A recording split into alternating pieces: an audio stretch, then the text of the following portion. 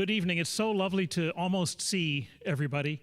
And it's a thank you for being with us on this auspicious occasion. Auspicious for a number of reasons, obviously, because we're back, which is fantastic, and we are so thrilled. I want to say just a word or two before we get to the main event, which is introducing the season to you all. First, I want to say we're teasing you a little bit with a music stand over here. There will be a live performance later in the program, which is something to very much look forward to, and it's not me, so you're in good hands with the artists who are here tonight. Just a word or two with my sort of dean hat on, I guess. Actually, I didn't bring my dean hat, but you know what it looks like. It's yellow. It says Mason across the front. This place, this center, this concert hall, which opened in 1990, coincided with the creation of the Institute of the Arts at George Mason University, also in 1990. And those two things together constitute what I often call the Big Bang for the arts at Mason. And they were the product of the vision of George and Joanne Johnson, the president and the first lady of George Mason from 1978 to 1995.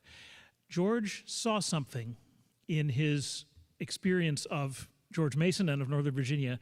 He saw that Northern Virginia and George Mason needed a focal point, needed a place to gather, needed a front door. And he got the idea of creating the Center for the Arts. And that was really the thought of George and Joanne together who made that happen with support from the community and with vision that persists to this day. George said very famously, and I know a lot of you have heard this before, he said, "The arts are my football team." And that rings true today as well. I have heard firsthand report that President Gregory Washington has been heard to say almost the same thing. So this is really great because here we are. Are we the offensive line? I don't know. But anyway, we are the folks who are welcoming the community to George Mason, and the Institute of the Arts, which was the academic program, which became the College of Visual and Performing Arts in 2001, has become, we started with about 200 students across all the disciplines. Now we are 1,700 majors strong. We teach 10,000 students per semester throughout our college. This has become a major center for all of the arts.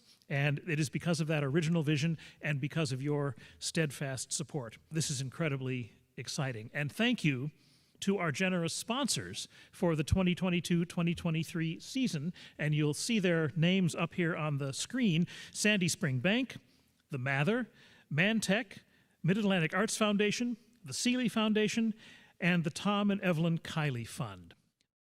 Hello, everyone. We're here. We're in person. It's so glorious. It's really, really wonderful to be able to have this event again. It has been really special to start seeing all of you more and more here at the center this year. I can tell you that on behalf of the entire staff here, we are ready to bring you a full season of performances, as we did in the past. And I know that especially after the last 2 years, you're looking for artistic experiences that are inspiring and uplifting, performances that you'll remember and reflect on for years to come. And I think that our 2022-2023 season will deliver. So without further ado, here is a sneak preview.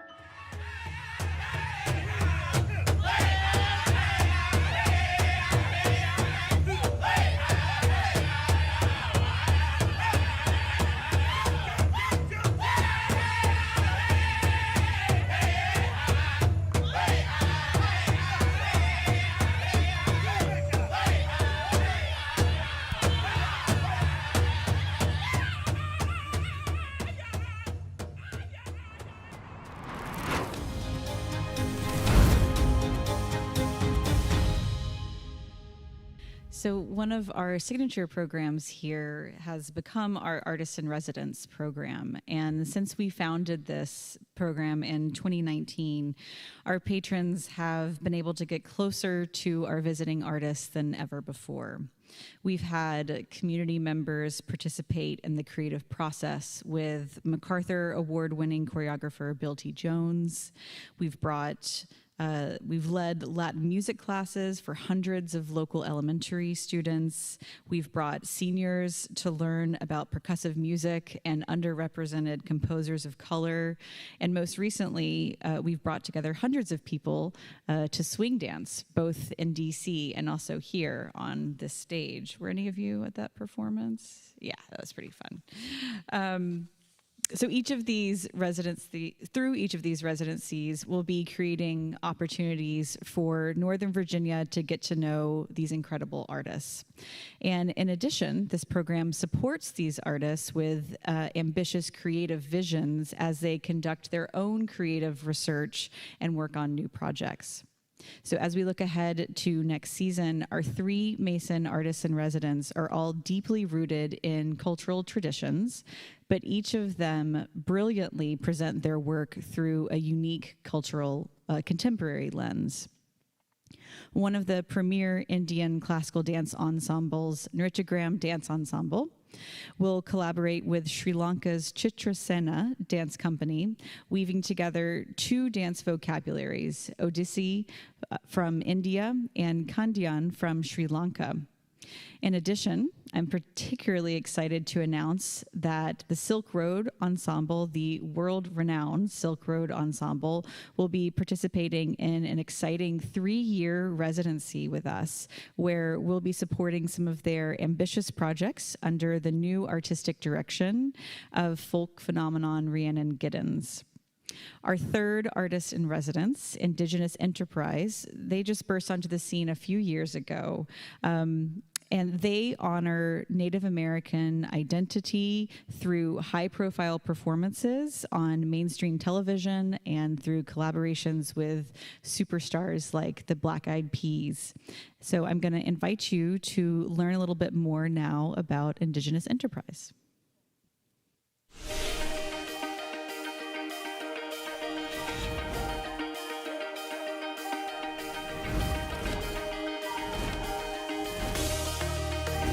My name is Adrienne Bryant Godwin, and I'm the Director of Programming for the Center for the Arts. We are so excited to welcome Indigenous Enterprise to the Center for the Arts with their program, Indigenous Liberation. Indigenous Enterprise is a Native American dance company made up of champion dancers from both Canada and the United States. The performers represent a variety of tribes, and most were introduced to these traditions while attending powwows, where many Native tribes gather together. Audiences attending this performance will get to see a wide variety of traditional dances, such as the fancy dance, the jingle dance, and the prairie chicken dance. And what I love about the program is that along with the performance of each of these dances, there are videos and narration which provide historical context for what you're witnessing. This is such an exciting company, and they've only been together since 2015, but they're already making quite a name for themselves across the globe. They've performed at the Sydney Opera House, they've collaborated and performed with the Black Eyed Peas. They were the first Indigenous people to perform on NBC's World of Dance, and they recently participated in President Biden's inauguration. Hello, everybody. My name is Kenneth Shirley. I'm the CEO of Indigenous Enterprise, and we're very happy to be able to showcase Indigenous culture with your university in 2023. I've been doing it since I was so little, so it's just very, very nice to be able to share that culture with all of the world, and to break barriers too. A lot of times that we would go to these countries and we would be the first Native American that a lot of these audience members have ever seen in their life. So it feels very good to us to be able to kind of let people know that Indigenous people are still here and we're thriving. In addition to creating opportunities for the performance of these important Native dances, the company also prioritizes educating communities about Native people, their history, and their traditions. As a Mason Artist in Residence, they will spend a week with us in Northern Virginia, connecting with various members of our community, school-age children, retired community, students, and I hope that we can work to replace misconceptions about Native American culture by using the tools of art and education to cultivate freedom and empowerment.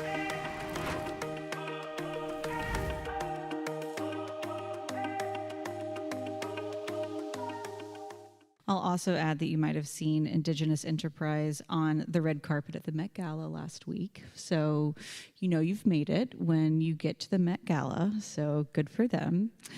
Now we're going to talk a little bit about our family series. And here at the center, we hope to welcome audiences whether you're 8 or 80. And over the past few years, our family series has really become a great way to expand the audiences that we serve here. And I've truly loved seeing many of you here with your extended families. Next year's family series performances will give you the chance to experience live jazz alongside your favorite cartoons, to laugh out loud with world-class comedians and jugglers, and to see the beloved children's classic Harold and the Purple Crayon come to life on stage. Take a look.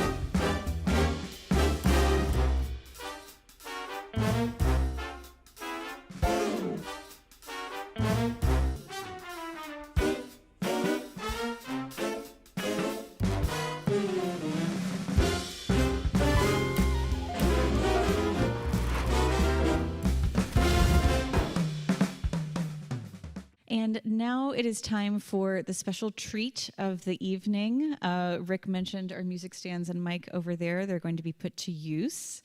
And I'd like to welcome to the stage an artist that many of you have seen play if you've attended performances of the American Festival Pops Orchestra over the years.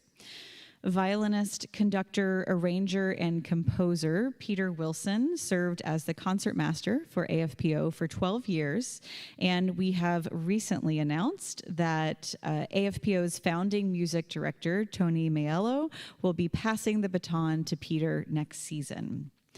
Peter brings with him an incredible wealth of talent and expertise. He currently serves as music director of the Richmond Philharmonic and the Waynesboro Symphony. He is the former senior enlisted music advisor to the White House, where he led countless ensembles and performed for 3 decades as a violinist in the President's own United States Marine Band in direct support of 5 U.S. presidents, which is pretty impressive. Peter has conducted the National Symphony and National Gallery of Art orchestras and holds degrees from Northwestern University and Catholic University, where he earned a Doctor of Musical Arts. And he and I have already had some really great conversations about the future of the orchestra, and I know you're going to be excited by his energy and talent and charisma. So we wanted to take this opportunity to introduce you to Peter and to let him speak a little bit about the future that he sees for American Festival Pops Orchestra. Peter will be joined on stage by Kevin Thompson on double bass, who has performed numerous times with AFPO, and we are so happy to welcome him back to the concert hall. We're also excited to announce that Kevin recently won a position with the President's Own as its newest bassist. And we're proud to also note that his mother, Kathy Thompson, happens to be AFPO's principal cello. So it's all in the family. Now, please help me welcome Peter Wilson and Kevin Thompson to the stage. Thank you.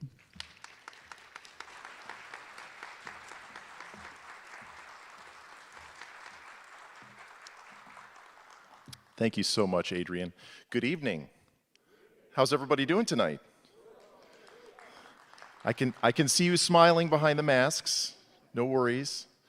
It's so great to be here. I'm so thrilled that Adrienne invited me to come to be able to just take the opportunity to speak to you a little bit. I wanted to have the opportunity, frankly, to talk about Tony a little bit because he's just such an important part of my life, and I know part of your lives, and I know you've been seeing him conducting this orchestra for the last 12 years.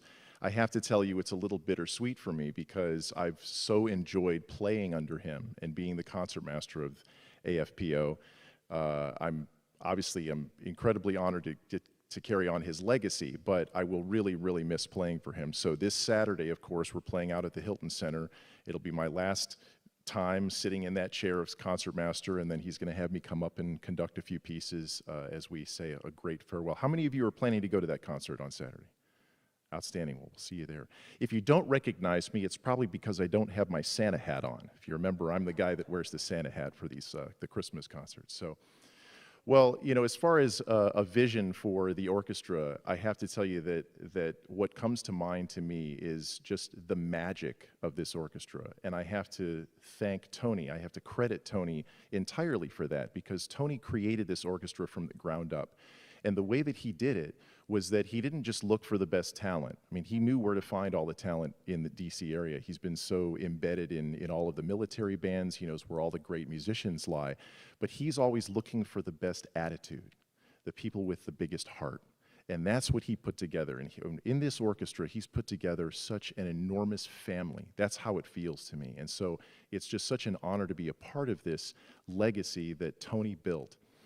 And with you know, one of the great thrills for me in playing in this orchestra that is unique among Pop's orchestras, I can tell you from having worked at Disney World in the orchestra down there and lots of other Pop's orchestras and doing a lot of recording with Pop's orchestras, the thing that sets this orchestra apart is that we have an embedded big band. And a lot of these guys come from, you know, the Air Force Airmen of Note. And if you've ever been to these concerts, you'll see us do those, you know, Duke Ellington Nutcracker pieces and things like that. Most orchestras can't pull that kind of thing off because they don't have a big band in it. They just play, you know, Pop's orchestra music. But we can do it all. And one of the things that I hope to really highlight is that element. I want to really highlight the big band elements, but I also want to highlight the strings. And one of the things that I discovered in the Marine Band over the years are these amazing Sammy Nestico arrangements that Sammy Nestico, the great arranger for the Marine Band back in the 60s during the Johnson years, he went on to be an arranger for Count Basie and Frank Sinatra and countless television shows. And we lost Sammy at I think the age of 92 last year. But he left these gems for string orchestra. You probably heard one of them that we did this past year. It was the Christmas song that we did. And he just left such a legacy of fantastic string Pop's music. So I'm hoping to highlight all of these different facets of the orchestra. And the last thing I'll say is, before we're going to play a couple of tunes here for you, but you know, one of the things that Tony just instilled in all of us was just to have fun. We have so much fun on stage, and of course that's only secondary to the fun that we hope you're having in the audience.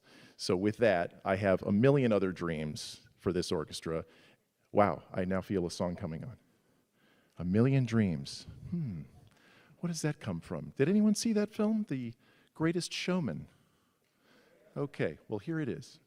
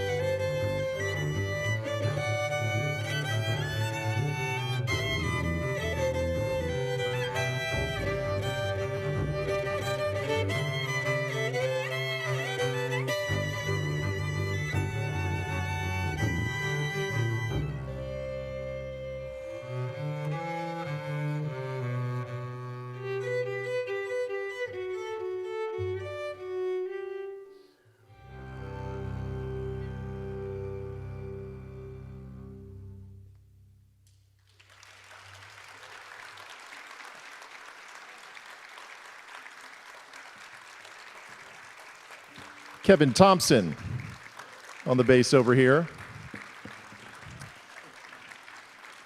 Thank you.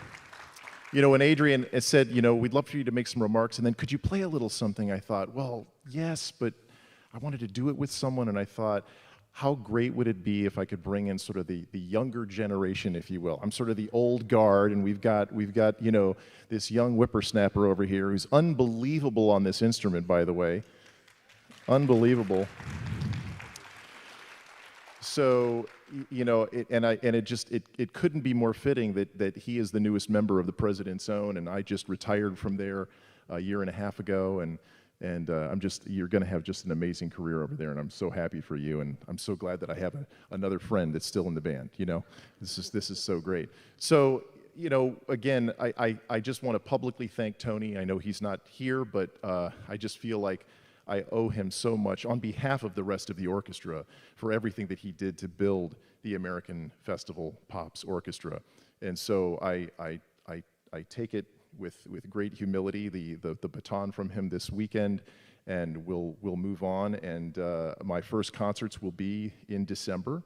One of them will be here, of course, and one at the Hilton Center. And then beyond that, I'm hoping that we can expand our concert series to be at least one other concert, hopefully in April or May, and then, you know, maybe even expand beyond that, because years ago we used to do about 4 concerts a year. We had a Valentine's Day concert, we had a fall concert, and it would be nice to get back to that. Of course, this all requires money, and it all requires, you know, time to get in these beautiful performing arts facilities. And so with your help, hopefully we can expand, and we can bring great American pops music to this community, which has just such, you know, amazing support, and you know, I know that we fill these halls when we perform, so it's really great. But obviously, it doesn't happen, you know, for free. I appreciate that. So, but it's just such a magical orchestra, and I hope you feel the same, and such a big family. So we'd like to close out here with something that's kind of been in the news lately, certainly at the Academy Awards, with a couple of wins here. We're going to take it back to some Leonard Bernstein. This is something from West Side Story to close it out. And thank you so much, and I hope to see some of you in the lobby after this.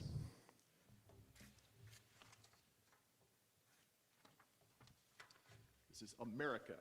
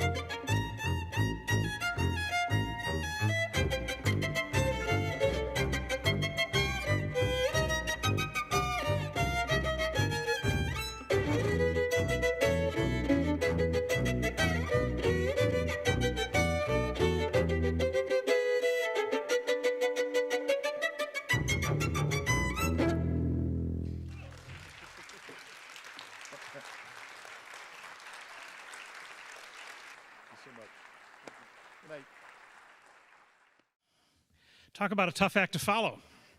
Wow. Shakespeare has a great line at the end of Love's Labour's Lost where has a character say, "The words of Mercury are harsh after the songs of Apollo." So here I am, the words of Mercury. Thank you to Peter and Kevin, and I hope you'll take Pete up on his invitation to go have some dessert with him afterwards and hear more about the orchestra. Very, very exciting. So I have a couple of more things to talk to you about tonight before we get to the all-important drawing and the dessert and the purchasing of tickets, which, by the way, I have a very simple shortcut for everybody. There's a Take All box on the brochure. It's the easiest way to do it. And actually, after seeing this video now several times and hearing Adrienne talk about it for all these months as we're going up, there really isn't any reason not to come to anything. That's a double negative, but that means yes, right? So what a great season that Adrienne has put together. But I do have the pleasure of talking to you about a couple more events, because the Center for the Arts, as you know, and as I was alluding to with my Big Bang remark earlier, this is also the home for many wonderful performances by Mason students throughout the year. We have student productions on this stage next year from the School of Theater, the School of Music, and the School of Dance. And I want to say a word or two about three of these, because they are in your brochure. First of all, in October, the School of Theater is going to be producing a wonderful, sassy, saucy musical called Head Over Heels. The creative team includes people that were involved with Broadway productions like Hedwig and the Angry Inch, Avenue Q, and Spring Awakening, and also the adaptation is by a very dear friend of mine, Jim Magruder, who actually succeeded me in my dramaturgical role at Center Stage in Baltimore all those many years ago, right about when the Big Bang was happening here. It's a great piece, a great creative team, directed by our own Aaron Gardner, and musical direction by Joe Walsh.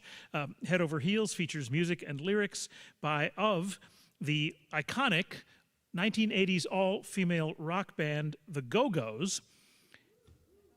And here's the kicker, and this is the Jim Magruder piece, and it's based on the book The Countess of Pembroke's Arcadia by Sir Philip Sidney. So Renaissance, literary source, and the Go-Go's put together in this incredible musical called Head Over Heels. You're gonna love it. In December, the Dewberry School of Music will deck this very hall with the Mason Symphony Orchestra and Chorus Holiday Concert, featuring holiday favorites and festive new works performed by these wonderful student artists under the direction of Dr. Suhan and Dr. Lisa Billingham.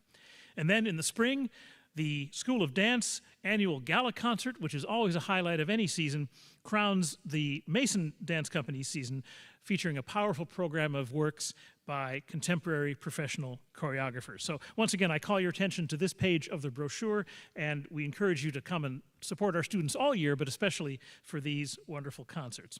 And you can actually add them to your subscription package, so that's a really cool thing. Enjoy this wonderful season. See you soon.